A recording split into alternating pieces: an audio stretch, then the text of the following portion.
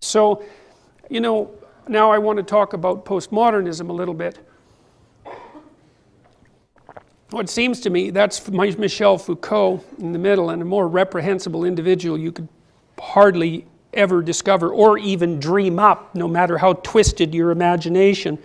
And Foucault and Derrida, I would say, there's more, but I would say they're the two architects of the postmodernist movement. And in brief, I think what they did was, in the late 60s and early 70s, they were avowed Marxists, way after anyone with any shred of ethical decency had stopped being a Marxist. By that time, even Jean-Paul Sartre had woken up enough to figure out that the Soviets hadn't ushered in the kingdom of heaven. He had evidence stretching back 45 years that he could have attended to if he would have been willing to open his eyes. Talk about bad faith, which was his ethical critique, essentially. It's something quite staggering.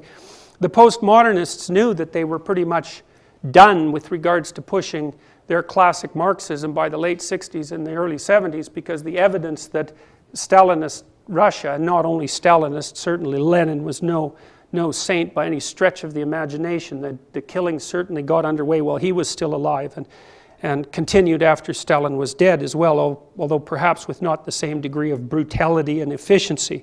And then there was, of course, Maoist China, where the estimates, nobody knows how many people died under Mao, but the estimates are run as high as 100 million people, which actually turns out to be quite a few people. And the fact that we can't keep count accurately, without an error margin of something in the tens of millions, just tells you exactly how horrible the situation was.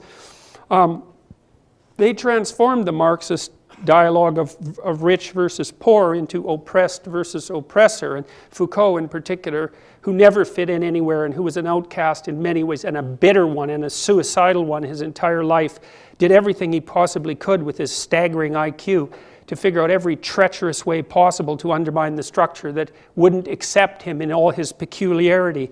And it's no wonder, because there would be no way of making a structure that could possibly function if it was composed of people who were as peculiar, bitter, and resentful as Michel Foucault.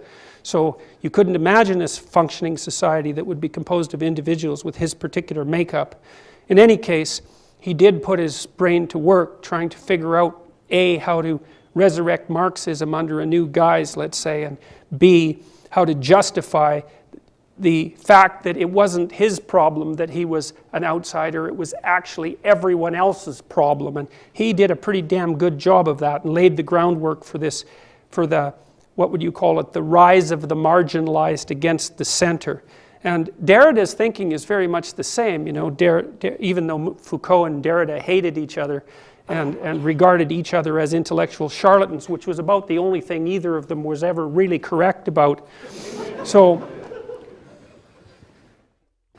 Derrida was also, and Derrida in some ways is even a more treacherous thinker, because he makes the claim in some sense that, like, a political system has a center around which the majority congregate, let's say. It's quite similar to Foucault's analysis, and that there are people who are outside the category system, and then, which is obviously true, because no matter how you categorize people, there are certain people inside the category and certain people outside. That's actually why you categorize things, right? Because if every category holds every entity, then every cognitive operation is infinitely complex. You can't manage that way.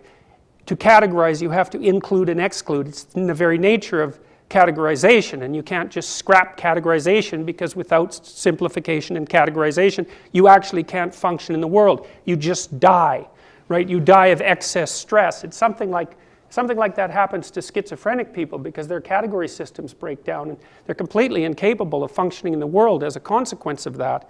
Anyways, then Derrida went, and Foucault as well, went a step farther, and this is one of the incredibly crooked elements of their thinking, I think, another sleight of hand, which was, well, category systems exclude, political systems exclude, economic systems exclude, any hierarchy of value excludes, obviously, because if there's a hierarchy of value, some things are more valuable than others, and the less valuable things are excluded, because otherwise it wouldn't be a hierarchy of value.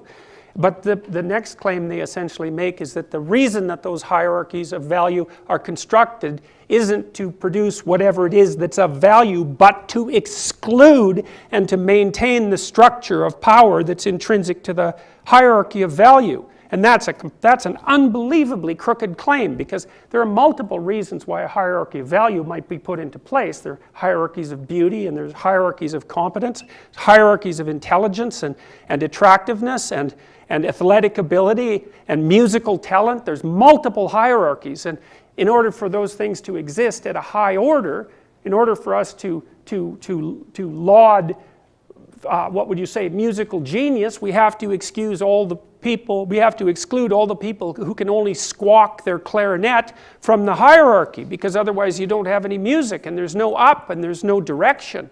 And so to claim that the purpose of the hierarchy is to exclude is unbelievably crooked, and it's a central claim for both Foucault and Derrida. It's one of those sleights of hands that people don't quite notice, but that have absolutely catastrophic effects. Now, for Foucault and Derrida, here's how you could imagine their world, essentially. For the philosopher Hobbes, life was nasty, brutish, and short, and people were at each other's throats in the state of nature, right? But Hobbes really thought about that as the chaos of individuals. And he believed that a central authority had to exert force in order to organize that intrinsic chaos so that some degree of peace could reign. It's kind of the opposite of Jean-Jacques Rousseau's theory, which was that human beings were intrinsically good and the state, the government, was intrinsically bad, and that all of what made people evil derived from the state.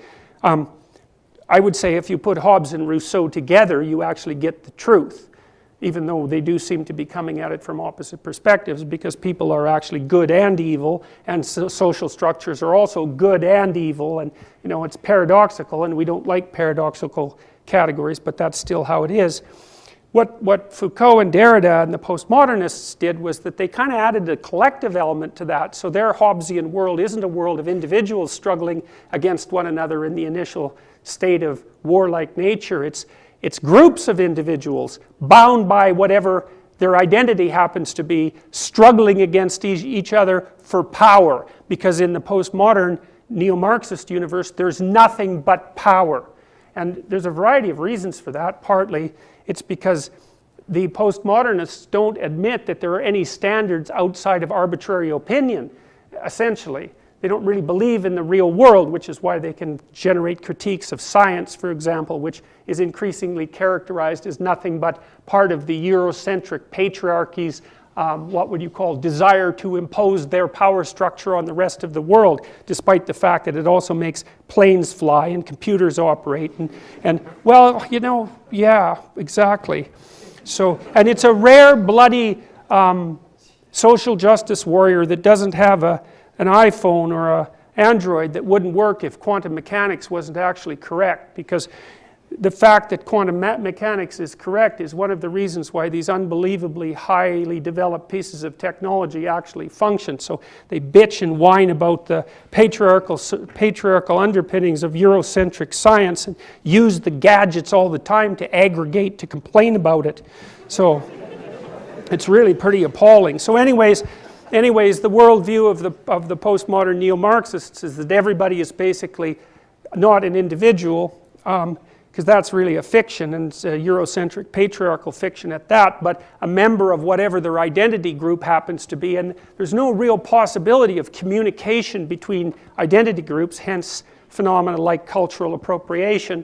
And so it's a war of all groups against all groups, and it's nothing but a struggle for power, and there's no higher order ethic to be referred to, because for the postmodernists, there is no such thing as a higher order ethic. There's no such thing as a uniting narrative. That's a hallmark of their thinking. Now, of course, that doesn't work out in practice, because without an ethic or a higher order value, there isn't anything you can do with your life, because you keep undermining yourself. If everything's just a whim and subjective, there's no hierarchy of values, then what the hell do you do when you get up in the morning? If one thing isn't better than the other, you might as well just lay there and smother yourself with a pillow. It'd be a lot easier than opening your eyes and struggling in the world. So So it's a self-defeating philosophy, and I think that's part of the reason why it's more or less self-evident that it's a mask for the continuation of Marxism, because at least Marxism has, as one of its advantages, a direction. It's an ethic, right? You have something to struggle against, even though what you're struggling against is certainly one of the things that you actually rely on, and second, something that you have to oversimplify in a very ungrateful and resentful way to justify fighting against it to begin with. And that's especially true in Western cultures, because as pathological as they certainly are, which is approximately as pathological as all of you are, they're a lot less pathological than almost everything that's ever happened, and pretty much everything that's currently happening elsewhere in the world. And you can kind of tell that by the fact that people tend to immigrate to the West rather than the reverse. Now, you know, the postmodern neo-Marxists would have an answer to that, which would be the only reason the West functions is because it's raped the rest of humanity and the planet. But, you know, the less said about that, the better.